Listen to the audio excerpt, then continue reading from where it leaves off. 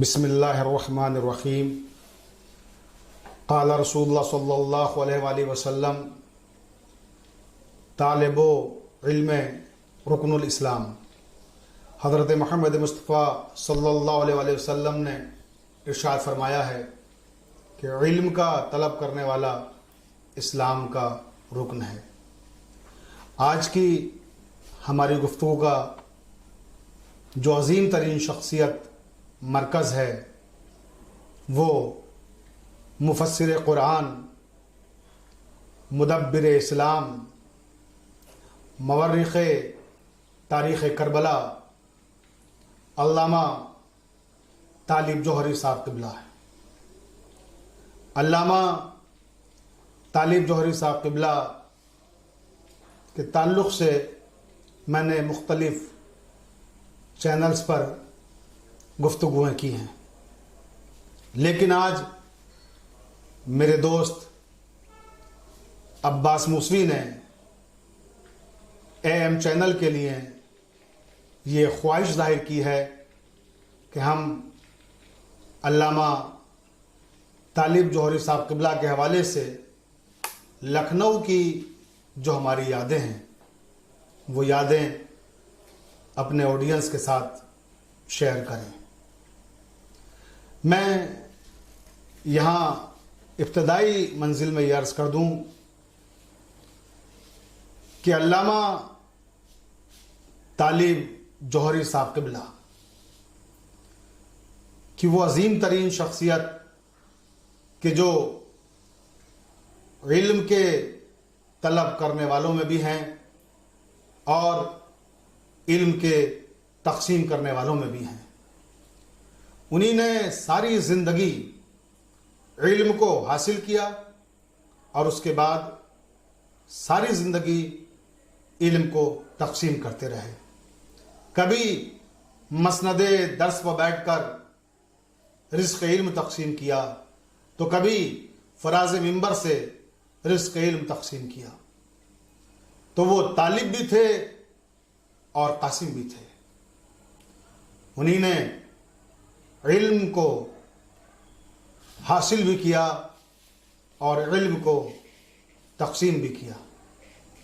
میں اس مرحلے پر کیونکہ گفتگو یادوں کے تعلق سے کرنا ہے تو یہیں سے آغاز کرتا ہوں کہ علامہ طالب جوہری صاحب قبلہ کا جو نام میں نامی ہے وہ ہے شیخ ابو طالب حسین جوہری۔ شیخ ابو طالب حسین جوہری سے طالب جوہری بننے کا قصہ بھی بڑا پرلطف ہے۔ وہ قصہ اور وہ واقعہ بھی خود علامہ طالب جوہری صاحب قبلہ مرحوم ہی نے بیان کیا تھا، لیکن میں وہ قصہ بیان کرنے سے پہلے یہ بھی عرض کرتا چلوں کہ کتنے خوش نصیب تھے علامہ طالب جوہری صاحب قبلہ کہ ان کا نام اگر ابو طالب تھا تو وہ دن ان کو ملا کہ جو حضرت ابو طالب علیہ السلام سے منسوب ہے، یعنی 29 شوال جو 22 جون ان کی تاریخ وفات ہے۔ یہ شیخ ابو طالب حسین جوہری طالب جوہری کیسے بنے وہ خود انہی نے مجھے ایک موقع پہ بتایا تھا کہ وہ جب ویزا کے سلسلے میں اپلائی کرنے کے لیے ایک ایمبیسی میں گئے اور انٹرویو کے دوران جب ان کا نام ان سے پوچھا گیا تو انہی نے بتایا کہ شیخ ابو طالب حسین جوہری۔ تو جو ویزا آفیسر تھا وہ مسکرایا اور اس نے علامہ کی طرف دیکھ کر کہا کہ یہ آپ کا نام ہے یا ٹرین ہے؟ ایک کے پیچھے ایک ڈبے لگے ہوئے ہیں، شیخ ابو طالب حسین جوہری۔ تو علامہ صاحب یہ واقعہ سناتے وقت بہت ہنستے تھے خود بھی اور کہتے تھے بس اسی دن سے میں نے طے کر لیا کہ مجھے اپنے نام کو مختصر کرنا ہے۔ اور شیخ ابو طالب حسین جوہری اسی دن سے بن گئے طالب جوہری، جنہیں آج دنیا اسلام علامہ طالب جوہری کے نام سے جانتی ہے۔ تو میں اپنی بات کا آغاز کرتا ہوں کہ سب سے پہلے علامہ طالب جوہری صاحب قبلہ سے میری ملاقات کب اور کہاں ہوئی۔ یہ بات ہے سن 1997 عیسوی کی، کہ جب علامہ طالب جوہری تابصرہ ہندوستان میں اعظم گڑھ مجلس کو خطاب کرنے کے لیے تشریف لائے تھے، تو وہاں سے وہ لکھنؤ بھی آئے تھے۔ ہم اس وقت سلطان مدارس لکھنؤ میں زیر تعلیم تھے اور مدرسۃ الواعظین کی لائبریری میں اکثر جایا کرتے تھے۔ وہاں کے لائبریرین ہمارے دوست مولانا شمشاد جعفری صاحب قبلہ تھے۔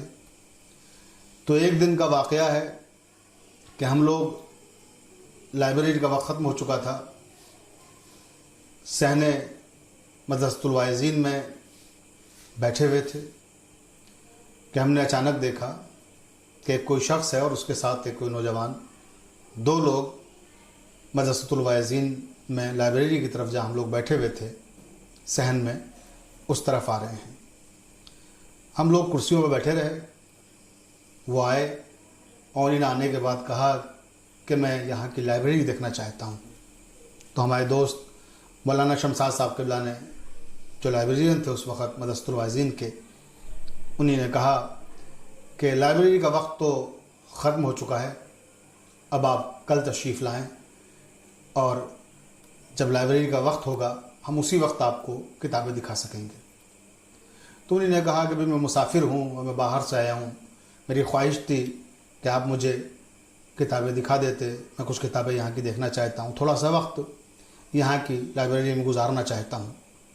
مولانا نے کہا کہ دیکھیے، ہم آپ کو کہہ چکے ہیں کہ لائبریری کا ایک وقت ہوتا ہے اور وہ وقت گزر چکا ہے، لائبریری بند ہو چکی ہے، اب آج لائبریری نہیں کھلے گی، لہٰذا آپ کل آئیں۔ جب تھوڑا سا سخت لہجے میں مولانا شمشاد صاحب نے انہیں جواب دیا، تو اس آنے والے شخص نے جب اپنا تعارف کرایا تو ہم سب اس قدر شرمندہ ہوئے اور کرسیاں چھوڑ کے کھڑے ہو گئے۔ آنے والے شخص نے کہا کہ مجھے طالب جوہری کہتے ہیں اور میں مدرسۃ الواعظین کی لائبریری دیکھنا چاہتا ہوں۔ بس جیسے ہی کہا کہ طالب جوہری کہتے ہیں، بس ہم سب کے سب کھڑے ہو گئے اور ہم نے کہا حضور بالکل ابھی آپ کے لیے لائبریری کھولی جائے گی، آپ ابھی کتابیں دیکھیں۔ لیکن یقین جانیے، جب ہم اس مرحلے سے گزر رہے تھے تو ہمیں شرمندگی بھی بے پناہ ہو رہی تھی کہ ہم نے اس انداز میں گفتگو کی، اور دوسری طرف مسرت کا احساس اس قدر تھا کہ ہم آج تک جس عالم کے ویڈیو سنتے آئے ہیں اور جن کی مجلس سے سن کر ہم نے مجلس سے پڑھنا سیکھی ہیں، وہی عالم، وہی خطیب بنفس نفیس ہمارے سامنے تھے، اور وہ سادے سے لباس میں کرتا پاجامہ پہنے ہوئے اس وقت اس انداز میں آئے کہ ہم لوگ پہچان بھی نہیں پائے۔ اور یہ سوشل میڈیا کا اتنا زمانہ بھی نہیں تھا اس زمانے میں کہ بہت زیادہ نہ تقاریر نشر ہوتی تھیں اور نہ بہت زیادہ ویڈیوز اس طرح سے آتے تھے جیسے اب آج کل آتے ہیں۔ اس زمانے میں تو بہت کم لوگوں کے وی سی آر ہوتا تھا، اور پھر وہ جو کیسٹیں ہوتی تھیں وی سی آر کی، وہی دیکھی جاتی تھیں، اور وہ بھی کبھی کبھی اور کہیں کہیں موقع ملتے تھے کہ ہم لوگ وہ دیکھ سکیں۔ تو علامہ طالب جوہری صاحب کے ساتھ جو یہ ایک اتفاقیہ ملاقات تھی، بڑی دلچسپ ملاقات تھی، اور مجھے ہمیشہ یاد رہے گی کہ ہم اس انداز میں اپنے پسندیدہ خطیب سے پہلی بار روبرو ہوئے تھے، کہ پھر ہمیں وہ موقع ملا کہ ہم نے ان کی پسند کی کتابیں انہیں دکھائیں اور ہم انہیں لائبریری میں لے کے گئے، اور جو انہیں نے دیکھنا چاہا وہ ساری کتابیں انہیں دکھائی گئیں۔ بہرکیف تو یہ ہماری علامہ طالب جوہری صاحب قبلہ سے 1997 میں پہلی ملاقات ہوئی۔ اس کے بعد ان کا قیام لکھنؤ میں غالباً 3 یا 4 دن تھا۔ انہیں نے مختلف علماء سے، مختلف افاضل سے ملاقاتیں کی تھیں، اور ان کا قیام ناصریہ لائبریری شاستری نگر میں تھا۔ اسی دوران میں ان کی خدمت میں حاضر ہوا۔ ناصریہ لائبریری میں جب ان کا قیام تھا، میں نے ان سے درخواست کی کہ میری کتاب زندہ آوازیں شائع ہونے جا رہی ہے، لہٰذا میری درخواست ہے آپ سے کہ آپ میری کتاب پر تقریض لکھ دیں۔ انہی نے کہا کہ آپ مسودہ لے کر آئے ہیں؟ میں نے کہا جی میں مسودہ لے کر آیا ہوں۔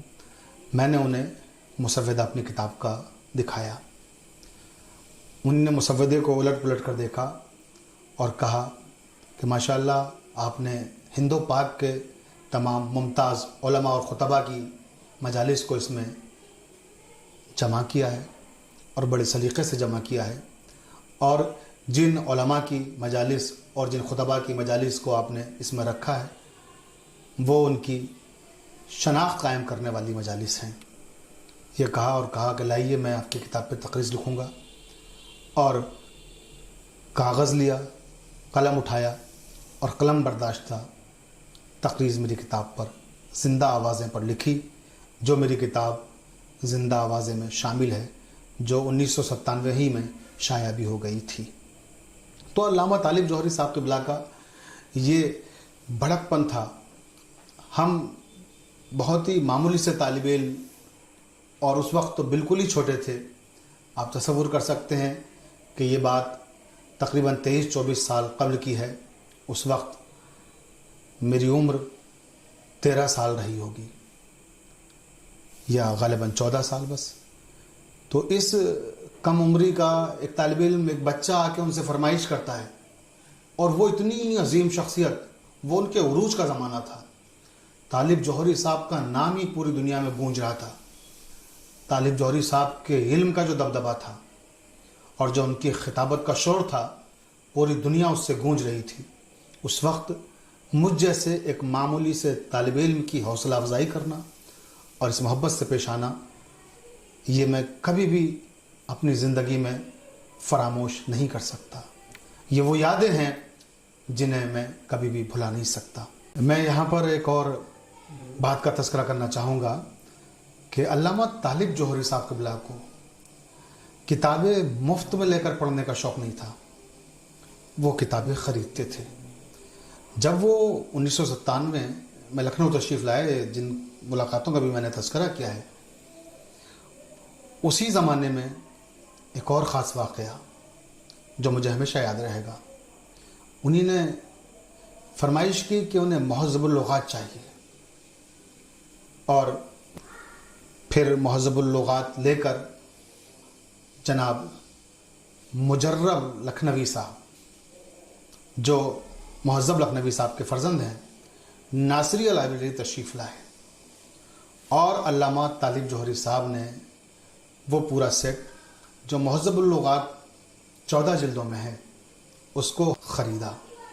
اور مجھے اچھی طرح یاد ہے اس وقت انہوں نے سن 1997 میں ان 14 جلدوں کا جو ہدیہ ان کے فرزند مجرب صاحب نے بتایا تھا 4200 روپیے، وہ انہوں نے 4200 روپیے دیا۔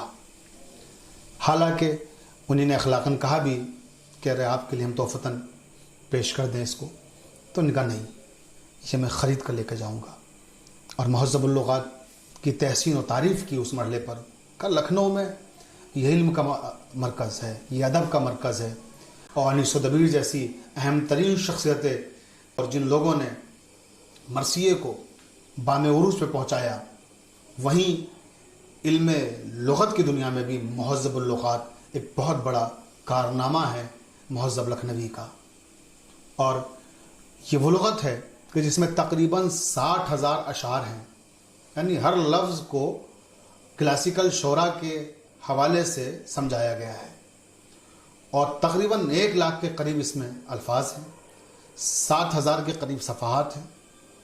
تو یہ مہذب اللغات لکھنؤ میں لکھی گئی، اور لکھنؤ کی اہم ترین شخصیت جناب مہذب لکھنوی نے لکھی۔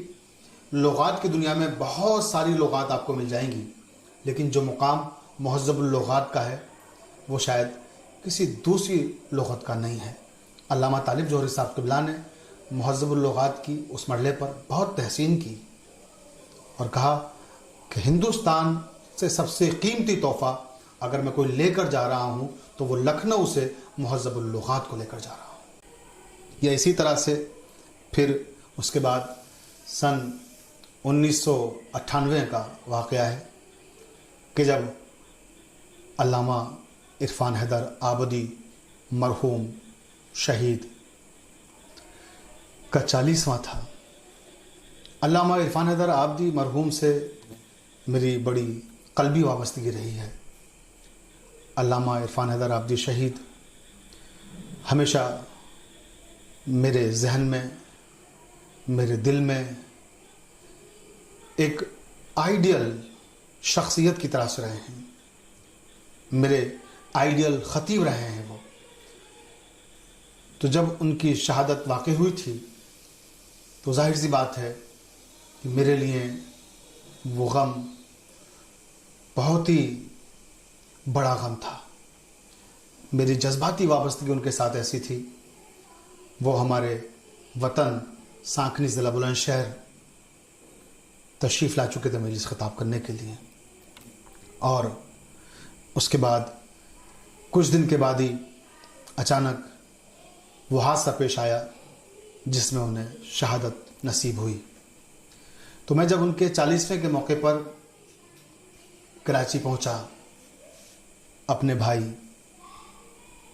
جناب سید جاوید زیدی شانو کے ساتھ، تو اس موقع پر علامہ عرفان حیدر آبدی کے 40ویں میں بہت سارے علماء اور خطباء نے مجالس کو خطاب کیا تھا، لیکن جو 40ویں کی مرکزی مجلس تھی وہ علامہ طالب جوہری صاحب نے خطاب کی تھی۔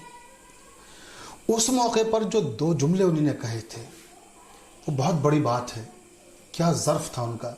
آج کے زمانے میں لوگ اپنے معاصرین کی تعریف کرنے سے بخل کرتے ہیں، ان کی صلاحیتوں کا اعتراف کرنے میں جھجک محسوس کرتے ہیں، لیکن کیا اعلیٰ ظرفی تھی علامہ طالب جوہری کی۔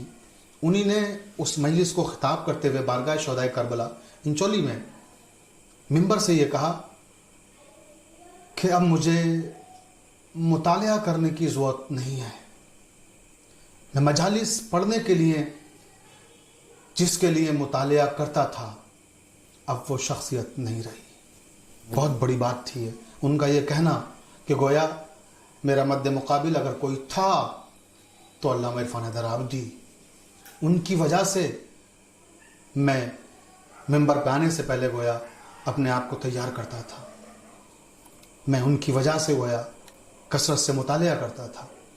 یہ اعتراف کرنا کوئی چھوٹی بات نہیں ہے اتنے بڑے عالم کے لیے۔ یا پھر انہی نے اسی مجلس کو خطاب کرتے ہوئے ایک جملہ اور کہا تھا۔ اس موقع پر انہی نے ایک اور یادگاری جملہ کہا تھا۔ انہی نے کہا تھا کہ یہ نہ سمجھیے گا کہ علامہ عرفان حیدر آبدی اگر شہید ہو گئے، وہ اس دنیا میں نہیں رہے تو ان کا مشن ختم ہو گیا۔ میں ان کے مشن کو کبھی ختم نہیں ہونے دوں گا۔ ان کا مشن آج سے طالب جوہری کا مشن ہے۔ اور یہ کہنے کے بعد انہوں نے مجلس کا رخ موڑ دیا اور پوری مجلس حضرت ابو طالب علیہ السلام کی عظمت اور عفت میں پڑی، اور کہا کہ جس طرح سے حضرت ابو طالب علیہ السلام کا تذکرہ عرفان حیدر آبدی کثرت سے اپنی مجالس میں کرتے تھے، اب میں اس مشن کو اپنی مجالس میں آگے بڑھاؤں گا۔ تو اس طرح سے انہی نے بالاعلان مومنین پاکستان کے درمیان جس طرح علامہ عرفان حیدر آبدی کی خدمات کا اعتراف کیا اور جس طرح سے ان کے مشن کو آگے بڑھانے کا اعلان کیا، وہ تاحیات اپنے اس عہد پر قائم رہے، اور انہی نے اپنی بیشتر مجالس میں سرکار ابو طالب کا تذکرہ کیا۔ علامہ طالب جوہری صاحب تابصرہ سے میری جو آخری ملاقات ہوئی تھی وہ سن 2006 میں ہوئی تھی، جب میں علامہ عرفان حیدر آبدی شہید کی والدہ گرامی قدر کی برسی کی مجلس کو خطاب کرنے کے لیے گیا تھا۔ اس مجلس کا اہتمام علامہ فرقان حیدر آبدی صاحب قبلہ اور دیگر ان کے خانوادے کے افراد نے کیا تھا۔ تو اس درمیان بھی علامہ طالب جوہری صاحب سے میری ملاقات ہوئی تھی، اور وہ ملاقات اردو کے معروف اور ممتاز شاعر جناب فراست رضوی جو پاکستان کے ایک اہم ترین شاعر ہیں، اور ان کی کتاب قندیل پر علامہ طالب جوہری صاحب قبلہ نے بہت ہی مارکت الارا مقدمہ بھی تحریر کیا ہے۔ تو وہ ملاقات جو علامہ طالب جوہری صاحب کے دولت خانے پہ ہوئی تھی، وہ میری آخری ملاقات تھی۔ سوچا نہیں تھا کہ اس کے بعد کبھی علامہ طالب جوہری صاحب قبلہ سے ہماری ملاقات نہیں ہو سکے گی، اور اب علامہ طالب جوہری صاحب قبلہ اپنے اسی کتب خانے میں، جہاں اکثر وہ اپنے مہمانوں سے ملاقات کرتے تھے، محو استراحت ہیں، انہی نے دائمی نیند اختیار کر لی ہے۔ اور میں اس مرحلے پر بس ایک شعر پڑھ کر گفتگو کو تمام کر رہا ہوں کہ جسم تو خاک ہے اور خاک میں مل جائے گا، جسم تو خاک ہے اور خاک میں مل جائے گا، میں بہرحال کتابوں میں ملوں گا تم کو۔ علامہ طالب جوہری کی کتابیں انہیں ہمیشہ زندہ رکھیں۔